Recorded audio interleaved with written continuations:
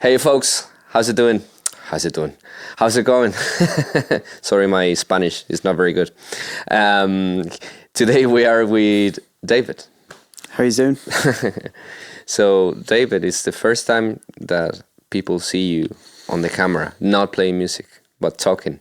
Basically, yeah. I'm very nervous, because I don't usually do this kind of thing. But Yeah. But you're doing it for me, and I really appreciate it, man. I'm doing it Thank for you so you, much. because I love this podcast. I've watched loads of them already, and it's I'm excited. It's gonna be fun. Cool, man. So tell us about yourself. How old are you, first of all, and when did you start playing music? I'm 23, and I started playing music when I was about 9. Right. For some reason, I remember it really well. I was sitting in my living room and I was watching How to Train Your Dragon, which I rented from Extravision. And for some reason, I was like, my mum was in cleaning the sitting room where we had a piano, which my brothers and sisters, when they were kids, were given lessons, but they were really that interested. And I was like, Mum, can I learn piano? And she was beaming. She was like, yes, of course, we'd love that. And that's kind of where it started, really. And I hated lessons. I hated them. I hated having to read music and trying to read it. But over time, as like when my parents weren't looking, I'd try and just play songs on my own or like look something up on YouTube. And then after a while, I was able to give up lessons and just continue playing stuff on my own and by ear. And that's kind of how it started. And then guitar, I started when I was about 12. So yeah, I'm doing it about 10 years now at this point, 10, 13 years. So That's mad, man. Yeah. So you're able to read music though? Yeah. I was when I was. I struggled with piano though because you have the right hand and then the left hand, the treble clef and the bass clef. That was it. But when I was in school, I played the saxophone and I did a lot of reading through that then because I was playing like the school jazz band or whatever it was, and I got back into a lot of sight reading. So I was probably okay at it, like with one clef. But this thing of basically reading two different languages in the right hand and the left hand, I was terrible at. Yeah, I hated it. It's very tricky. I tried it once and I was like, I better play by ear. Yeah, it's far more fun and simple by ear. Yeah. It's less structure, you know. It gives you more freedom. Yeah. In that sense. Exactly. Don't get me wrong, it's a good skill to have to be able to read music. Of course, yeah, serious skill. Yeah. I used to watch like my music teacher. I'd put something down in front of him, and he just glance at it, and then suddenly just perfectly.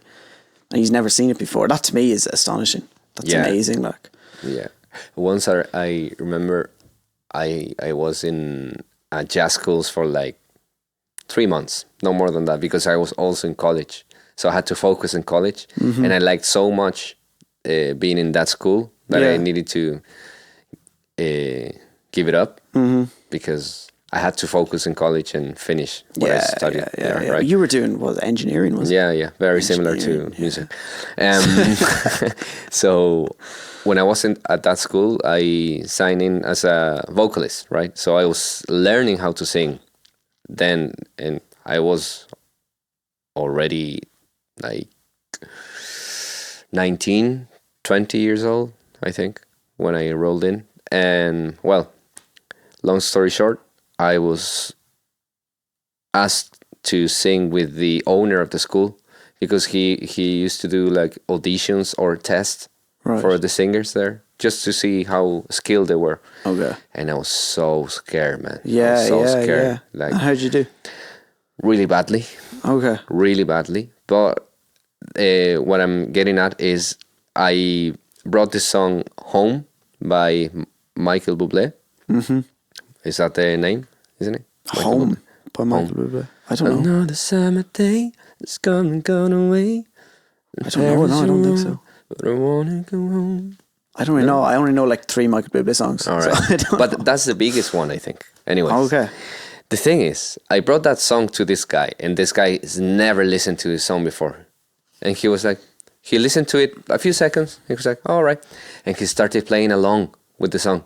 And I was like, oh, yeah. It blows you away. yeah. So when a guy is so skilled like that, and you're asked to, all right, sing now. I did so badly.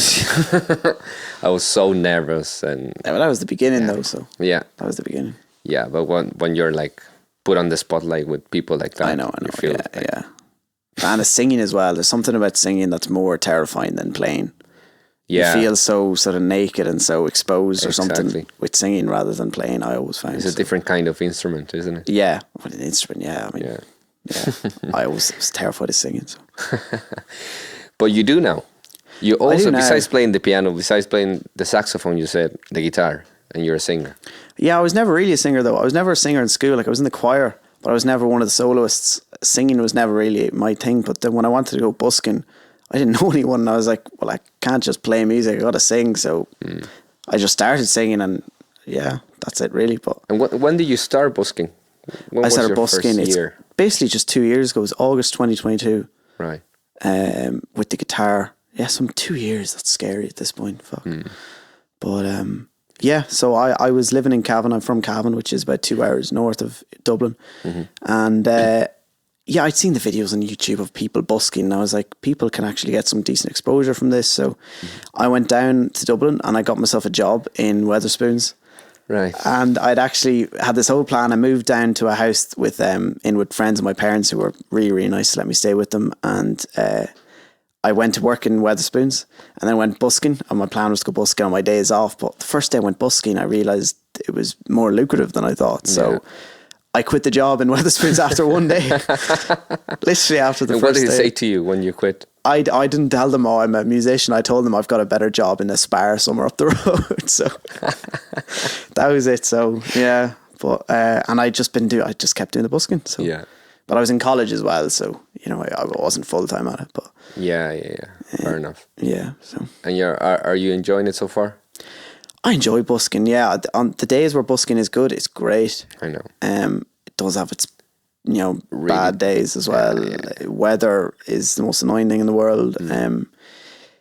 Getting robbed can happen. That's terrible. And there's a lot of downsides to it, but God, the upsides are so. You're playing on the street to total strangers who stand and listen to you, and then come up and tell you you're great, and you can make money from it. And it's like a paid I'm rehearsal. so lucky to be able to do it. It's like a paid rehearsal. Yeah, exactly, like a paid rehearsal. Yeah. And you bring your piano to the streets. I do now most of the time. Yeah, it's really, really awkward to bring though because it's huge and it's a full 88 key, and I'm trying to break it on the bus. Yeah. And I remember having a conversation with you before, like, how do you deal with like a lot of bus drivers won't let you on, and so some days when I'm really tired and I don't want the hassle, then I'll bring out the guitar. But most of the days the piano, because I'm probably better at the piano. But you're based in Cavan, so you come from Cavan, or you No, stay in I'm Dublin? from Cavan. I've lived in Dublin for the past 2 years. Ah, okay. Because I was in college in Maynooth. Right. Which is about half an hour from where I am in Dublin. So no, I haven't lived at home in Cavan for 2 years. So. Oh, okay. I was like, this guy travels No, not a chance. No, from really far away. no, definitely not. Yeah. I know a lot of people that do commute though because of this housing crisis in Dublin from Cavan that are in college in Dublin, and they drive up every day. And it's shocking. I don't know how they do it, but there's a housing crisis. So yeah, I don't think many people know about that here. well, people outside of Dublin probably have no idea now. So Well, it's everywhere in the world. those watching in Chile, trying to get a house in Dublin, not going to be easy. It's not going to happen. Definitely not. Yeah. But the prices everywhere are like rising. I know, it's only going up. It's mad. only getting worse. So, Yeah. So it's terrible. Yeah. So tell me about what is your main goal with music? Where would you like to be in, like, let's say, a couple of years, not 5 years, because 5 years is too long. God, that's a deep one. I don't know. I think with music, I just feel like it's what I'm best. It's the only thing I'm anyway good at. My goal, I suppose, is to just be able to do it forever without having to get a proper job. And once I can, I like that. Once I can just pay the bills and live very, very minimally, but just comfortably. If I can do that with music through whatever form that can take, that's a W. Yeah. So that's really my goal. I just want to be able to do it because I feel like it's the only thing I'm good at. So I feel like I'd be wasted if I was sitting in front of a computer for the rest of my life, in an office. So I know. But it'll probably end up that way anyway. Yeah. Let's see. Yeah. You never know, man. You never know. You're only young. And are you planning to do you have original music at the moment, or are you planning to Not released. Not released? I have a few. I write music, and I have lots of different stuff, but there's no plans right now to release anything about having a band, man. I know, and then trying to find someone with drums and with, and then where there won't be noise complaints, that kind of thing. That's so awkward. It's not hard. You're already here. Right here, right now. I'll get the boys over. Let's rehearse. Yeah. Let's rehearse. Why not? But yeah, it's tough. And being a band in 2024, it's harder now to be in a band than it ever was, I think. I saw a really terrifying stat the other day that there's been 3 bands as number 1 in the UK since 2010 or something like that. Really? 3 bands or something, and like 2 of it was probably Coldplay. A band that established themselves way pre-social media and all that. So it's crazy. I know. It's harder to be in a band because money has gone down, and with a band you're splitting everything 4 or 5 ways. And that, and also you had to find time to obviously write music, rehearse, record, and then create content for social media. The social So media it's thing. the 2 things. It's a new animal though, social media thing. Yeah. It's some people are good at it. Some people, like I follow some people that are really good at making reels, and I'd be horrendous. I can barely keep up with my own Instagram account, like trying to put stuff on it. I'm very anti social media. I think does more bad than good, but that's been very miserable. What is that keeps you away from it, do you think? Like, what do I not like about it, or what? Yeah. What I think it's very don't dystopian. I think just this idea that we're just connected 100% of the time. Whenever we're glued to our phones, we've all got scrolling addictions. Me and you've talked about this. Like, you wake up in the morning and you have 2 hours of scrolling, and it's pure brain rot.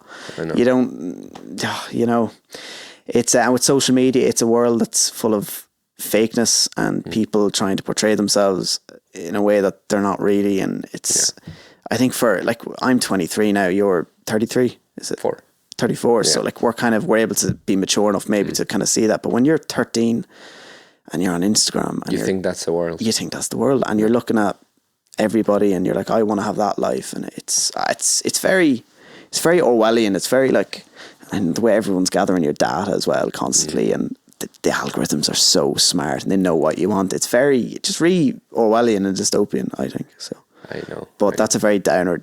Very sad subject. No, it's just there's a lot of great things reality, about man. there's a lot of great things about social media, and a lot of people have got noticed and got exposure, and it's great for all of that. But personally, that's the downside of it. I know. I totally agree with you. Yeah.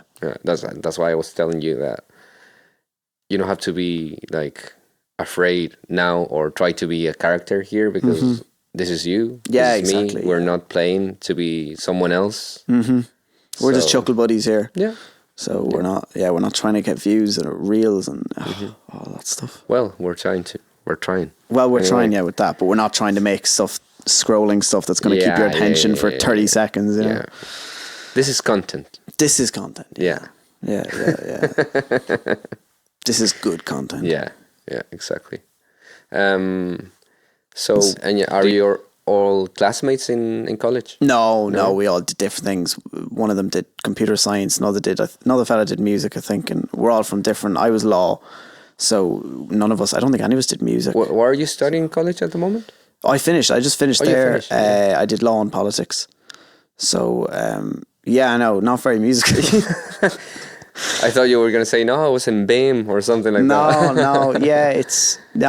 I started college before I started busking or having any sort of prospect of a career in music or, so. And then you discover yourself through busking that this is what I want to do. Like that music. maybe it's doable. But it's also, I wanted to obviously finish college. I wanted, it's a good degree, something to fall back on if it doesn't work out. And education is never any burden. Yeah, that's true. It's great. I learned a lot. And all of that stuff. So you know yourself as well, you're an engineer. A lot of the buskers are they went to BIM, or a lot of them are studying music. So I think we're in the minority. Yeah.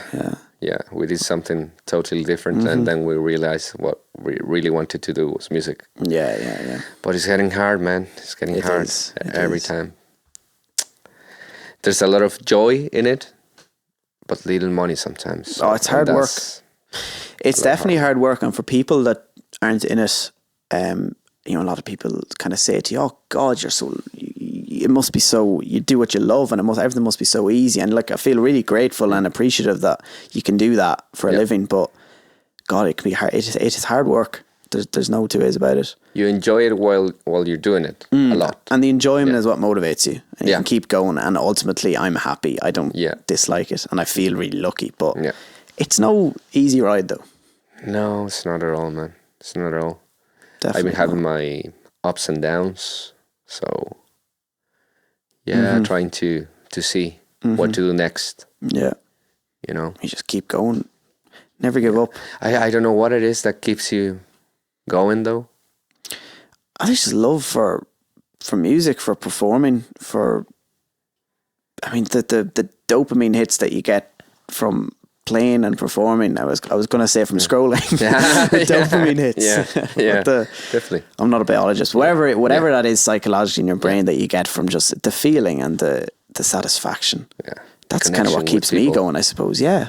So everyone's different, though. Some people can hack it. And that's fair enough. It's not for everyone, but it's definitely not for everyone.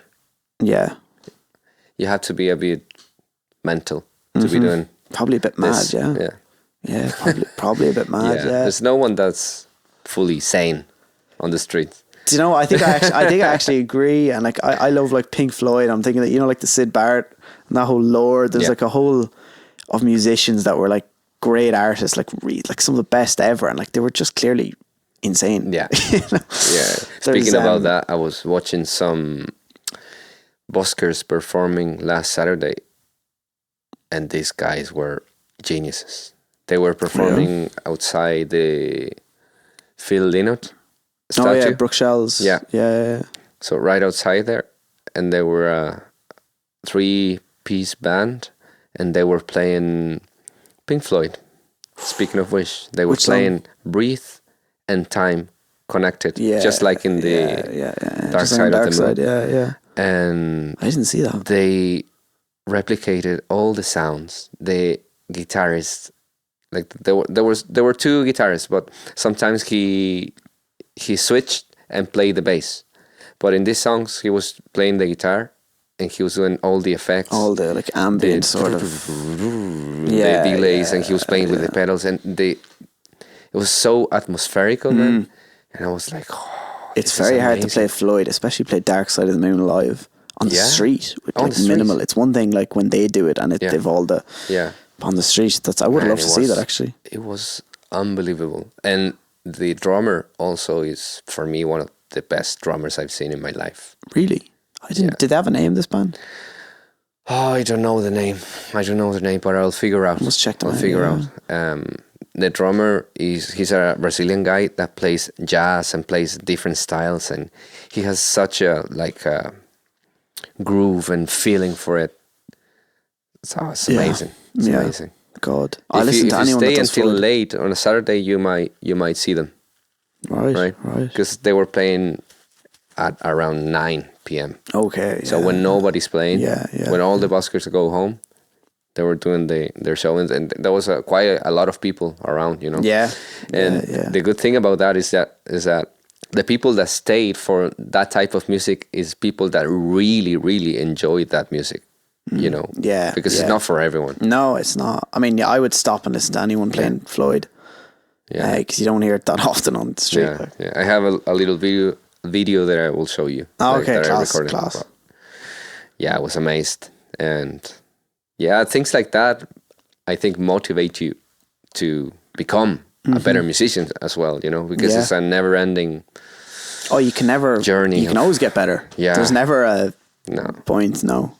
There's always room for improvement. Yeah, exactly. In every way.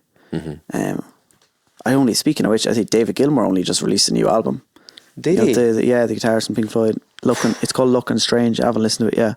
But I only bring it up because I walked by Golden Discs. I was in Blanchardstown earlier and I saw the CD and I was like, I'm going to buy that CD. Definitely. I have it on Spotify like we all do, but I was like, I just want the satisfaction of buying a record. Is it on an album? Vinyl? Oh yeah, it'd be on everything. But yeah, I'm definitely going to get the vinyl. Sometimes I really want to get into vinyls, yeah. But sometimes I buy CDs because I have a CD player in my car. You do? All right. I have a vinyl player at home, so... Yeah, that's the real big part. I need to do that. But something, just satisfaction of buying an album and reading it and reading who produced it and engineered it and all the imagery that goes with it, rather than just clicking a button on your phone. I know. So different. It's a complete different experience. Oh, it's a completely different experience. Like I talked to my dad and like people of that older generation that bought albums, and like it was a ritual. Like my dad would save up pocket money, whatever he got, whatever amount every week, and then he'd go into a place in Cavan where I'm from called Musicland.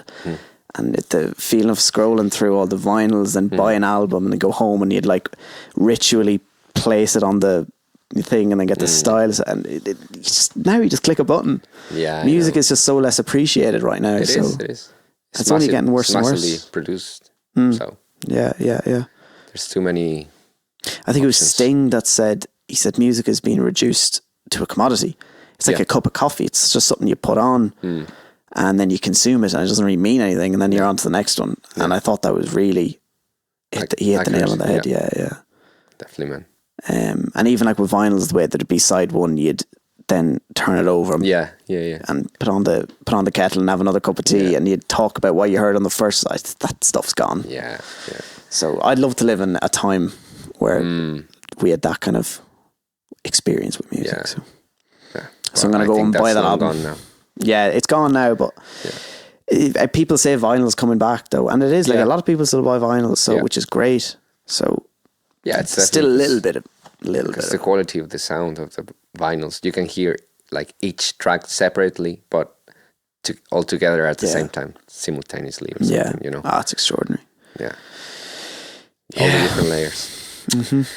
Man, I think our time is up now. Dunzo. Good stuff. So I appreciate you coming over. Sorry for all that traffic you have to go through. It's terrible traffic, down here. But I'll be glad to come back and spend 2 hours in traffic to do another one. We'll make sure of it. Sounds good, man. Next time we'll perform together, right? Absolutely, yeah. We'll get a video on the street for YouTube. Yeah. 100%. That wouldn't be bad.